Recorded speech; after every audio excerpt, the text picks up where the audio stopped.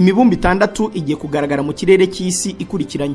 Ku mugoroba kuri uyu wa kabiri ikirere kiraza kuba gitandukanye nuko kiba kimeze mu busanzwe, aho imibumbe 6 Mars, Jupiter, Uranus, Neptune, Venus na Saturne iraza kugaragara yegeranye imeze nk'iri ku murongo umwe, ibintu bidasanzwe bibaho. Aho umuntu araba ari hose ku isi ndetse na hano mu Rwanda, nyuma y'uko izuba rimaze kurenga araba ashobora kureba mu kirere akabona uku gukurikirana kw'imibumbe kuzwi nka planetary alignment. Impamvu iratuma ibingibi biba ishingiye kuko imibumbe izenguruka isi. Buri mubumbe uba ufite inzira yawo wihariye unyura muzenguruka isi kandi ukagendera ku muvuduko wawo wihariye.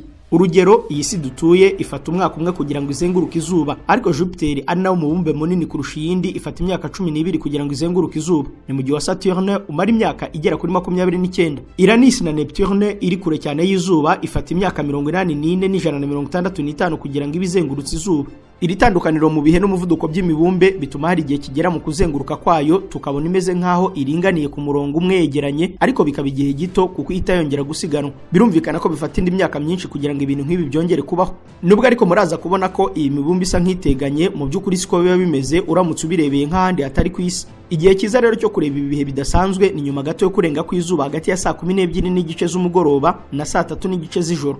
Biraza kurushaho kuryohera amaso yawe nubireba witaruye urumuri rw'amatara y'umujyi, aho ikirere kiba kijimye. Aho uraburi hose ikirere gikeye urabasha kwihera ijisho iki gikorwa. Ubwanyuma ibi bintu biheruka kuba hari mu 2022 nubwo imibumbe 5 ariyo yonyine yasaga nk'iyegeranye mu kirere. Byitezwe ko bizongera kubaho mu 2040.